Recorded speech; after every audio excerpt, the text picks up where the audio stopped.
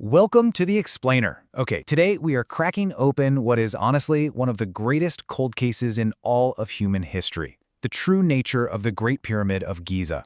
For centuries, we've been handed a very specific story about this monumental structure. But recently, modern technology has started revealing details that completely defy that traditional narrative. Was it really just a grand tomb for a pharaoh? Or could it have been a highly advanced ancient machine? Let's dive in. Right, so to really get why everything we thought we knew is suddenly up for grabs, we have to rewind to the 1980s. Advanced scanning technology detected a completely sealed, secret chamber hidden deep inside the pyramid. Now, humans couldn't possibly fit through the tiny 8-inch wide tunnels leading up to it, so in 1993, they sent in a robotic camera. Picture this, it crawls 200 feet into the pitch black before it hits a dead end. Literally, a mysterious stone slab adorned with copper handles.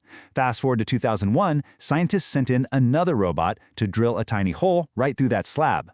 And when the camera finally peeked through, no way, it found a second completely impenetrable stone slab. But wait, it gets crazier. The thing that really stopped researchers in their tracks wasn't just that second door. When they angled the camera down, they spotted ancient red letters painted on the floor of this sealed passage. These letters were painted 4,500 years ago, and here is the real kicker. They are written in an alphabet that absolutely no one in the world can decipher today. This untouchable, unreadable text sets up the core mystery of our entire investigation. What exactly is being protected back there? To even begin to wrap our heads around the true puzzle of the pyramid, we've got to look at the sheer, impossible precision of its math. Specifically, consider this number, 43,200. Now, this isn't just some random digit. It corresponds exactly to the number of seconds in a 12-hour day or a 12-hour night during a solar equinox. You know, that precise moment when the sun aligns with the Earth's equator and day and night are perfectly equal. So why does that matter? Well, prepare to have your mind blown. If you take the height of the Great Pyramid and multiply it by 43,200, you get exactly 6,333 kilometers. That just so happens to be the precise polar radius of the Earth. If you take the perimeter of the pyramid's base and multiply it by that exact same number, it matches the Earth's circumference perfectly. Think about that. The builders basically created an exact 1 to 43,200 scale model of our planet, thousands of years before the Greeks even attempted to measure the Earth. How on earth is that possible? Let's move on to the actual physical crime scene itself, because the scale is just incomprehensible. We are talking about 2.3 million stone blocks, with some of them weighing upwards of 80 tons. It covers a massive 13 acres and was literally the tallest structure on Earth until the Eiffel Tower was built. Yet despite all of that massive bulk, it is perfectly aligned to true north, long before the compass was ever invented. Oh, and here's a crazy detail you rarely hear. It doesn't actually have 4 sides. It has 8 subtly indented sides. It's a feature so precise it is only visible from the air on the day of the equinox. Now, mainstream historians, they firmly support the tomb theory, arguing that the pyramid was built strictly for Pharaoh Khufu's afterlife.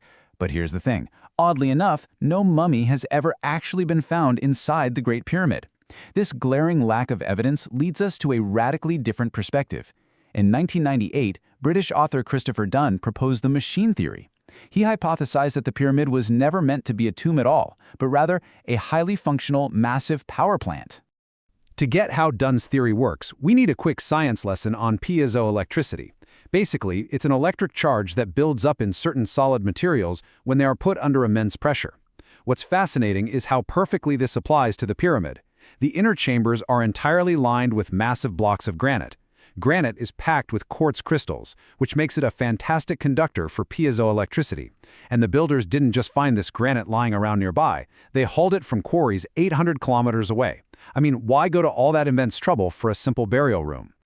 So here is how theorists think these materials allegedly work together. It's kind of like a four-step process. First, the original, highly polished white limestone casing reflected sunlight, insulating the inside. Second, the massive structural weight put immense pressure on all that quartz-rich granite, generating a huge electric charge.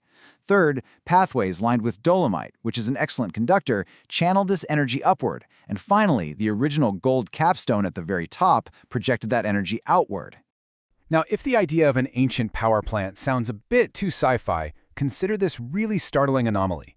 Back in 2014, Zahi Hawass, who was a former Egyptian minister of antiquities, faced accusations of stealing ancient artifacts, and among the items reportedly taken from the Great Pyramid were ancient copper wires. Copper wires inside a 4,500-year-old tomb? This physical evidence definitely raises some massive questions about what those builders were really up to. This ancient mystery actually feels strangely modern when you bring in one of history's greatest inventors, Nikola Tesla. Back in 1905, Tesla completely shocked the scientific community by declaring that the Earth's ionosphere could be tapped to produce unlimited, wireless electrical energy. You see, Tesla's theories relied heavily on planetary resonance, and incredibly, acoustic readings show that the Great Pyramid naturally resonates at exactly 8.1 Hz. Why does that matter? Because 8.1 Hz is identical to the base resonant frequency of the Earth itself. It is a stunning coincidence that literally links the geometry of the pyramid directly to the energetic pulse of our entire planet. Let's zoom out and look at the global picture. Just as Tesla's Wardenclyffe Tower was built to generate and transmit wireless electricity using copper wiring and metal coils, proponents of the machine theory point to the ancient Egyptians' use of massive granite obelisks. Like giant ancient Wi-Fi receivers, these towering obelisks, some of which have ended up sitting in London, Paris, and New York, could have theoretically been used to receive the wireless energy transmitted by the pyramid. But look, whether you think it was a tomb or a power plant, we still have to confront the absolutely impossible logistics of its construction. According to historians, 4,500 years ago, the Egyptians had no cranes. They didn't even have the wheel for transport. They had zero iron or steel tools, yet somehow they managed to cut and place 80-ton stones so perfectly that even today you literally cannot slide a credit card between the joints. Mainstream archaeology does offer a fascinating, albeit incredibly painstaking, explanation for how this was done. They theorize that builders leveled the 13-acre site using a simple free-moving pointer tool. They aligned the whole structure to true north by observing shadows cast during the autumn equinox. To quarry that super hard granite, they basically pounded copper and arsenic chisels, shoved wooden wedges into cracks, and soaked them with water until the wood expanded and split the stone. Finally, thousands of workers supposedly hauled these massive blocks up giant ramps using nothing but ropes and wooden pegs. It's an amazing testament to human perseverance, for sure. But there is one devastating number that kind of shatters the logic of that whole mainstream explanation, and that number is 4 minutes. Here's the math. Mainstream historians agree the pyramid was built during Pharaoh Khufu's 20-year reign. But if you calculate 2.3 million blocks over 20 years, it means workers would have had to completely quarry, transport from 800 kilometers away, lift, and perfectly set into place one giant stone block every 4 minutes, day and night, 24 hours a day, 7 days a week, for 20 years, without a single break.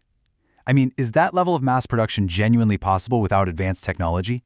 Because of these staggering logistical impossibilities, an alternative hypothesis has emerged.